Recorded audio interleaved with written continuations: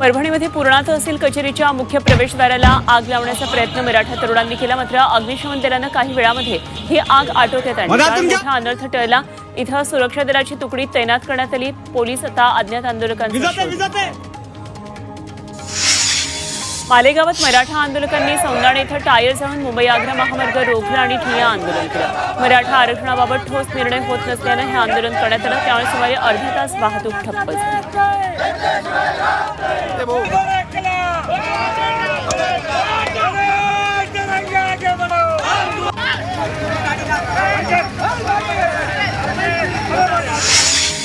बीड हिंसाचार प्रकरणात पोलिसांनी 99 जणांना ताब्यात घेतले। या प्रकरणात 20 गुन्हे दाखल करण्यात आले। यामध्ये 7 गुन्हे गंभीर स्वरूपाचे असल्याची माहिती पोलिसांनी दिली। इतरही व्यक्तींची ओळख पटवण्याचं काम सुरू आहे। मराठा आरक्षणावरून महाराष्ट्रात उसळलेल्या हिंसाचाराची दखल घेत सर्व पोलीस ठाण्यांना त्यांच्या हद्दीत सतर्क राहण्याचे आदेश देण्यात आले। गुन्हेगारी नोंदी असलेल्यांवर प्रतिबंधात्मक कारवाई करण्यास पोलिसांना सांगण्यात आले। पोलीस अशा लोकांवर CRPC कलम 107 अंतर्गत कारवाई करतात। मराठा आरक्षणासाठी राज्यभरात झालेल्या आंदोलनात प्रकरणात 141 गुन्हे दाखल करण्यात आले। 168 आरोपींना अटक करण्यात आली आहे आणि यापैकी 54 गुन्हे एकट्या संभाजीनगर परिक्षेत्रात दाखल आहेत। या हिंसक आंदोलनामध्ये अंदाजे 12 कोटींचं आर्थिक नुकसान झाल्याची माहिती पोलीस महासंचालक रजनीश सेठ यांनी दिली आहे। गाजावाजा करत वाटप करण्यात आलेलं कुणबी प्रमाणपत्र एका मराठा तरुणानं जाळलं। सरसकट मराठा आरक्षणाच्या मागणीसाठी धाराशिवमध्ये सुमित माने या तरुणानं कुणबी प्रमाणपत्राची होळी केली। धाराशिव जिल्हाधिकाऱ्यांनी सकाळीच कुणबी प्रमाणपत्राचं वाटप मराठा तरुणांना केलं।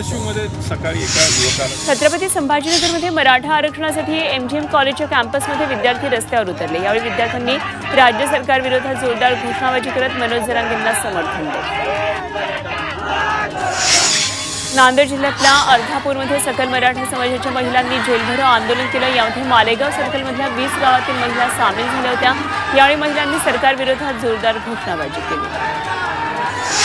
सोलापूर हैदराबाद राष्ट्रीय महामार्गावर मराठा समाजानं पुन्हा रास्ता रोको केला। सोलापूर कृषी उत्पन्न बाजार समितीसमोर टायर जाळत तिसऱ्यांदा हा राष्ट्रीय महामार्ग रोखण्यात आला। त्यावेळी पोलिसांची चांगलीच धावपळ झाली। सोलापूरमध्ये मराठा क्रांती मोर्चा पुन्हा आक्रमक झाला। मराठा आंदोलकांनी लागोपाठ दुसऱ्या दिवशी सोलापूर पुणे राष्ट्रीय महामार्ग बंद पडला। पाळे पुलाजवळ टायर जाळून महामार्ग रोखण्यात आला। मराठा आरक्षण लवकरात लवकर द्या, अन्यथा आणखी उग्र आंदोलनाचा इशारा मराठा क्रांती मोर्चाच्या कार्यकर्त्यांनी यावेळी दिला। सोलापूर शहरामध्ये मराठा समाजानं टायर जाळत रास्ता रोको आंदोलन केलं। शहरातल्या सुपर बाजारासमोर हे आंदोलन करण्यात आलं। यावेळी 1 मराठा लाख मराठा अशा घोषणा देत शेकडो कार्यकर्ते रस्त्यावर उतरले। एकंदरीत आतापर्यंत शहराबाहेर होणाऱ्या आंदोलनाचं लोण शहराच्या मध्यवर्ती भागातही पोहोचलं। राज्य सरकारच्या सर्वपक्षीय बैठकीत करण्यात आलेल्या ठरावांची सांगलीमध्ये मराठा समाजाकडून होळी करण्यात आली। सर्वपक्षीय बैठकीचा निषेध नोंदवला। शहरातल्या छत्रपती शिवाजी महाराज पुतळ्यासमोर हे आंदोलन। बदलापूरमध्ये मुंबईमधील सर्वपक्षीय बैठकीतील ठरावाच्या प्रतीची होळी करण्यात आली। मराठा आरक्षणाबाबत सरकारनं सर्वपक्षीय बैठक बोलावली होती, मात्र त्यामध्ये कोणताही ठोस निर्णय न झाल्यानं संतप्त सकल मराठा समाजानं ठरावाची होळी केली। यावेळी जोरदार घोषणाबाजीही करण्यात आली। धाराशिव जिल्हाधिकारी कार्यालयासमोर सकल मराठा समाजानं मुख्यमंत्री एकनाथ शिंदे आणि उपमुख्यमंत्री देवेंद्र फडणवीसांच्या पुतळ्याचं दहन करून घोषणाबाजी केली। सर्वपक्षीय बैठकीत तोडगा न निघाल्यामुळे आंदोलक आक्रमक झालेले पाहायला मिळाले। यवतमाळच्या उमरखेडमध्ये विदर्भ मराठवाडा सीमेवर मराठा आंदोलकांनी रास्ता रोको केला। त्यामुळे नागपूर भोरी तुळजापूर राष्ट्रीय महामार्गावर वाहतूक बंद पडली। आंदोलकांनी पैनगंगा नदीच्या दोन्ही बाजूनं वाहतुकीचा मार्ग बंद केला आणि रस्त्याच्या मधोमध पेंडॉल टाकून मराठा आरक्षणासाठी घोषणाबाजी केली। सकल मराठा समाजानं हिंगोली शहरातल्या खटकाळी बायपासवर मराठा आरक्षणासाठी रास्ता रोको केला। यामध्ये मोठ्या संख्येनं तरुण सहभागी झाले। आंदोलनादरम्यान 2 रुग्णवाहिकांना तातडीनं रस्ता मोकळा करून देण्यात आला। मराठा समाजाला आरक्षण मिळावं या मागणीसाठी मराठा समाजानं लातूरमधल्या उदगीर लातूर महामार्ग अडवला। येरोड मोड इथं टायर जाळून 3 तासाहून अधिक काळ रास्ता रोको करण्यात आला। यावेळी सरकारच्या प्रतिकात्मक पुतळ्याचं दहन केलं।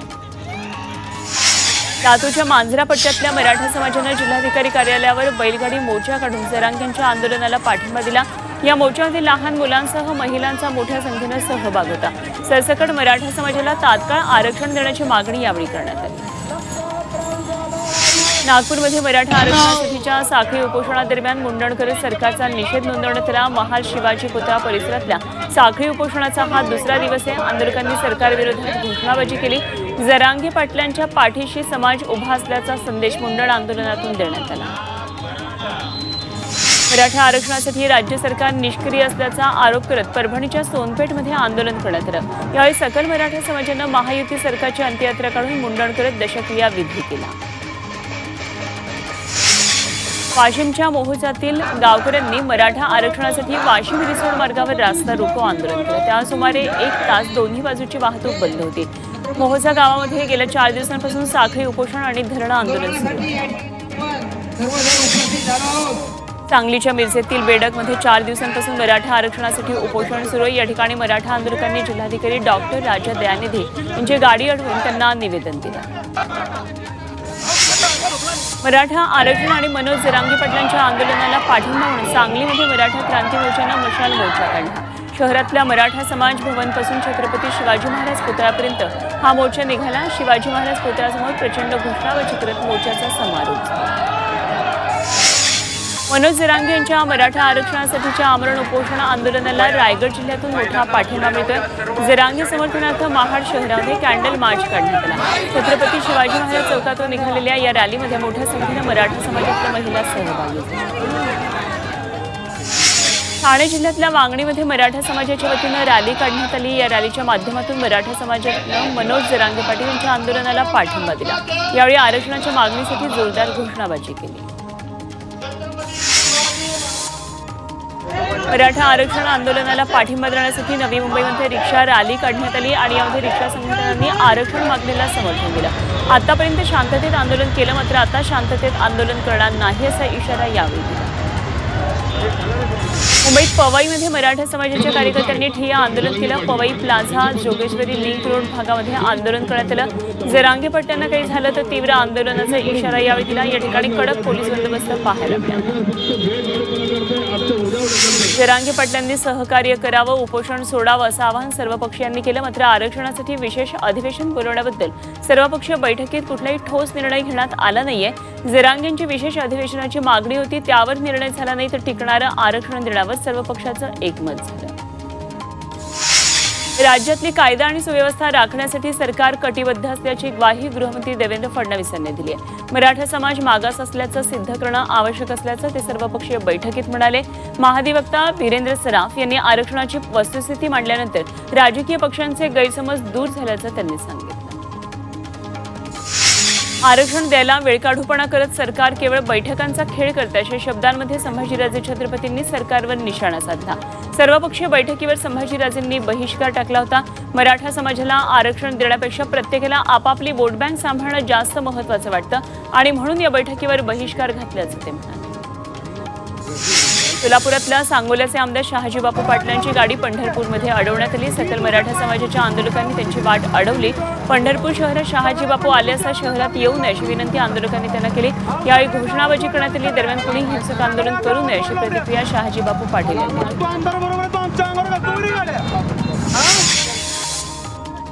मुंबईत विधानसभा अध्यक्षांची गाडी राष्ट्रवादी काँग्रेस शरद पवार गटानं अडवली। विधान भवन गेटवर राहुल नार्वेकरांची गाडी जितेंद्र आव्हाड रोहित पवारांनी अडवली।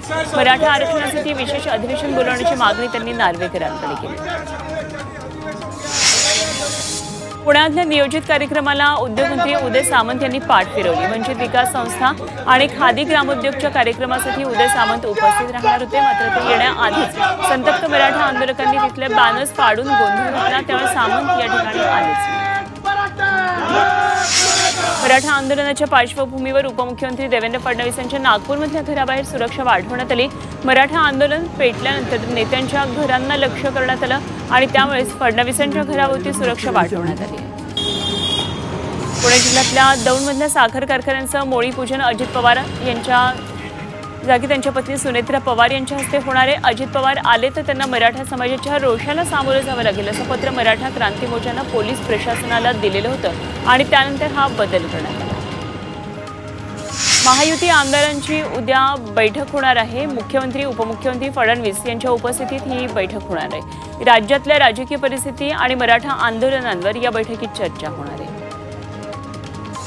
मराठा आरक्षणाच्या मुद्द्यावर संसदेचं विशेष अधिवेशन बोलावण्यात यावं यासाठी नाशिकचे खासदार हेमंत गोडसे आणि हेमंत पाटील यांनी लोकसभा अध्यक्ष ओम बिर्ला यांची भेट घेतली।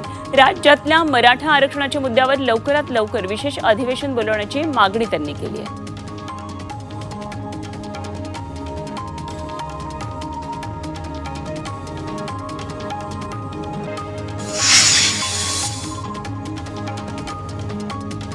राज्यातली कायदा सुव्यवस्था बिघडली आहे, त्यामुळे गृहमंत्री देवेंद्र फडणवीस यांनी राजीनामा द्यावा अशी मागणी सुप्रिया सुळे यांनी केली आहे। तर तुमच्या दादाचा राग आमच्या नेत्यांवर काढू नका असा पलटवार यावर चित्रा वाघ यांनी केला। ओबीसी मधून आरक्षण द्यायचं असल्यास आपलं केंद्रीय सामाजिक न्याय खातं ते देऊ शकतं असं केंद्रीय राज्यमंत्री रामदास आठवले म्हणाले। आपल्याकडे तसा प्रस्ताव आल्यास तो तज्ज्ञांकडे पाठवून संसदेत आरक्षण देऊ शकतो असं आठवले म्हणाले। तर तब्येत खालावत असल्यानं जरांगेंनी आरक्षण सोडावं असं आवाहनही त्यांनी केलं। लातूरच्या छत्रपती शिवाजी महाराज चौकामध्ये आंदोलकांच्या भेटीला गेलेल्या माजी आमदाराला रोषाचा सामना करावा लागला। माजी आमदार शिंदेंना आंदोलकांनी उपोषण स्थळावरून माघारी पाठवलं। सोलापुरात शिवसेना शिंदे गटाचे जिल्हाप्रमुख अमोल शिंदेंनी आपल्या संपर्क कार्यालयावर मुख्यमंत्री शिंदेंचे फोटो काढून जरांगे पाटलांचे बॅनर लावले। प्रथम मी मराठा आणि नंतर राजकारणी असं म्हणून मराठा समाजाला आरक्षण मिळेपर्यंत हे बॅनर असेच ठेवणार असल्याचंही त्यांनी सांगितलं। मराठा आरक्षणासाठी साताऱ्याच्या कातर खटामधल्या उपसरपंचांसह 9 ग्रामपंचायत सदस्यांनी सदस्यत्वाचा सामूहिक राजीनामा दिला आणि त्यांनी आपला राजीनामा ग्रामपंचायत सरपंचांकडे सुपूर्द केला।